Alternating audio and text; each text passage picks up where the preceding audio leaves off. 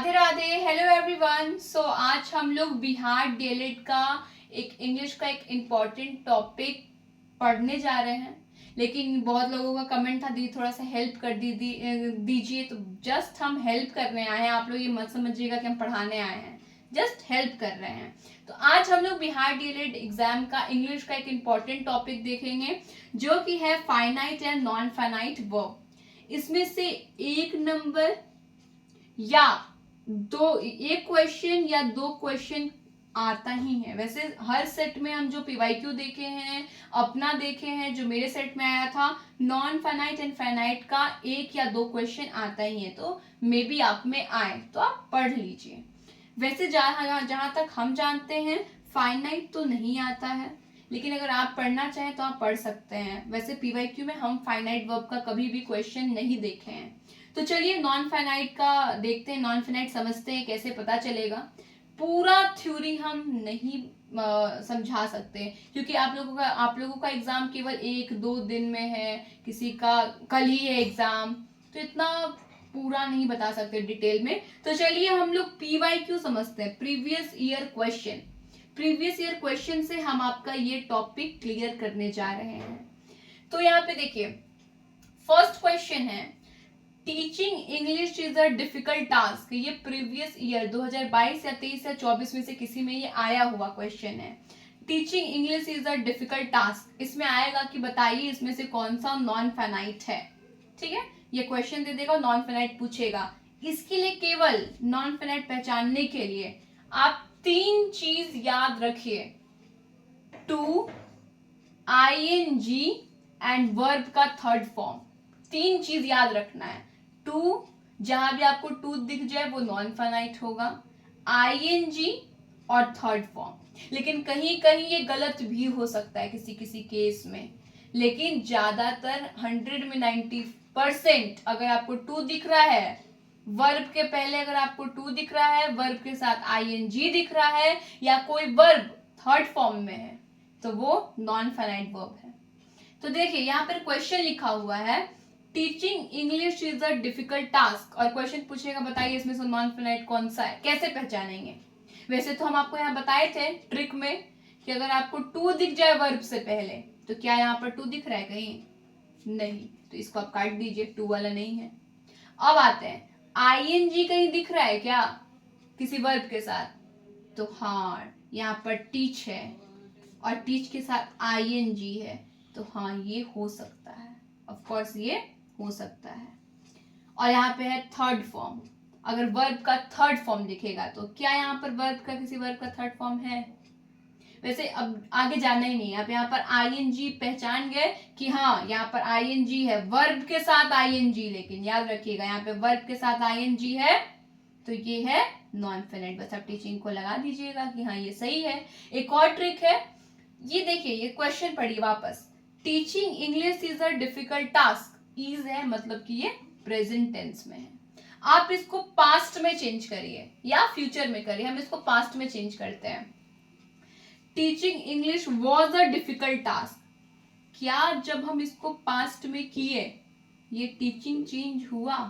नहीं हुआ, तो ये फिर ये हो सकता है नॉन फाइनाइट। और इसमें दूसरा भी है कि आईएनजी लगा है, मतलब ये दोनों चीज को फुलफिल कर रहा है। जब हम आपको बस ये दो चीज याद रखना है, अगर टू आईएनजी वर्ब का थर्ड फॉर्म दिख जाता है, और जब आप टेंस को चेंज करेंगे, जब आप किसी भी सेंटेंस को चेंज करेंगे और वो वर्ड नहीं बदलता है, तो वो नॉन फाइनाइट है। क्लियर है? आपको ये सब चीज समझना है, अच्छे से समझ आ रहा है आपको? तो आपको बस टू आईएनजी में बार बार रिपीट इसलिए कर रहे हैं क्योंकि आपके मन में बैठ जाए। तीन चीज आप अपने मन में बैठा लीजिए, two, I N G and third form. अगर आपको टू वर्ब से पहले टू दिख जाता है, वर्ब के साथ आईएनजी दिख जाता है, या वर्ब आपका थर्ड फॉर्म में है, तो वो नॉन फाइनाइट वर्ब है। और अगर आप उसको चेंज भी करके देख सकते हैं, अगर प्रेजेंट में है तो उसको पास्ट करिए। देखिए जब हम इसको आप एक क्वेश्चन से आप पूरा नॉन फाइनाइट वर्ब सीख सकते हैं। पूरा थ्योरी हम अभी नहीं आप लोगों को बता सकते क्योंकि एग्जाम में बहुत ही कम टाइम है। आइए इसको फिर से समझिए, इस क्वेश्चन को लास्ट तक बने रहिए, 1 नंबर आपका पक्का है। देखिए, teaching English is a difficult task, यहाँ पर ing है जो हम यहाँ बताए थे, टू या ing या थर्ड फॉर्म वर्ब का, वर्ब से पहले टू, वर्ब के साथ ing या वर्ब थर्ड फॉर्म रहेगा तो वो नॉन फाइनाइट वर्ब है। इसको हम चेंज कर दिए पास्ट में, क्या टीचिंग बदला? क्या टीचिंग टीच बन गया या टीचिंग टीचेस बन गया? नहीं बदला ना, टीचिंग टीचिंग ही रहा, मतलब यहाँ पर टीचिंग क्या हो गया? Non finite. अब आप बोलोगे दीदी ये टास्क क्यों नहीं है नॉन फाइनाइट, ये भी तो नहीं बदला था, है ना? जब हम इसको पास्ट में बदले कि teaching English is a difficult task, sorry teaching English was a difficult task, तो टास्क भी तो नहीं बदला दीदी, टास्क भी नहीं चेंज हुआ, तो क्या टास्क को भी आप बोलेंगे कि नॉन फाइनाइट है? नहीं, हम लोग टास्क को नहीं बोलेंगे। क्यों नहीं बोलेंगे? क्या इसके पहले टू आया? नहीं आया। क्या इसके बाद ing आया? नहीं आया। क्या ये थर्ड फॉर्म में है? नहीं है, तो टास्क नहीं हो सकता है। आइए एक और क्वेश्चन से समझते हैं। यहाँ पर नेक्स्ट क्वेश्चन है, ये भी आपके बिहार डीएलएड एंट्रेंस एग्जाम का PYQ है। यहाँ पर लिखा है I had to ask the boy to stop playing, ये क्वेश्चन है। अब यहाँ पर दीदी कौन सा होगा? यहाँ पर तो टू स्टॉप भी है, आपको वर्ब के साथ याद रखना है, वर्ब रहना चाहिए। यहाँ पे वर्ब कौन सा? मेन वर्ब, यहाँ पर मेन वर्ब स्टॉप है, और यहाँ पर दीदी ing भी तो लगा है, ये भी तो हो सकता है। यहाँ पर टू आस्क है, टू आस्क नहीं होगा, कहीं कहीं आपको थोड़ा तो दिमाग लगाना पड़ेगा कि हाँ ये नहीं हो सकता है। तो यहाँ पर देखिए, यहाँ पर वर्ब जो यहाँ पे मेन वर्ब है उसके साथ यहाँ पर टू लगा हुआ है, यहाँ पर हम बताए थे टू या ing या थर्ड फॉर्म, तो यहाँ पे टू लगा है, तो हाँ ये होगा। दीदी लेकिन यहाँ पर ing भी तो लगा है, ये भी तो प्ले है, प्ले आपका वर्ब है और वर्ब के साथ ing लगा है, तो हाँ ये भी होगा। कोई कोई ऐसा भी सेंटेंस आएगा जिसमें दो आपका नॉन फाइनाइट वर्ब रहेगा, तो यहाँ पर टू स्टॉप है और प्लेइंग, ये दोनों आपका नॉन फाइनाइट है। इसको आप चेंज करके देख सकते हैं, अगर जब आप इसको पास्ट में, तो पास्ट में ऑलरेडी है, आप इसको जब प्रेजेंट में चेंज करेंगे, आप फ्यूचर में चेंज करेंगे, ये टू स्टॉप और ये प्लेइंग नहीं चेंज होगा। आपको केवल इतना याद रखना है, दो चीज बस, 2 पॉइंट, या तो वर्ब के साथ, वर्ब से पहले टू रहे, या वर्ब के साथ ing रहे, या हमारा वर्ब थर्ड फॉर्म में रहे, तो वो नॉन फाइनाइट होगा।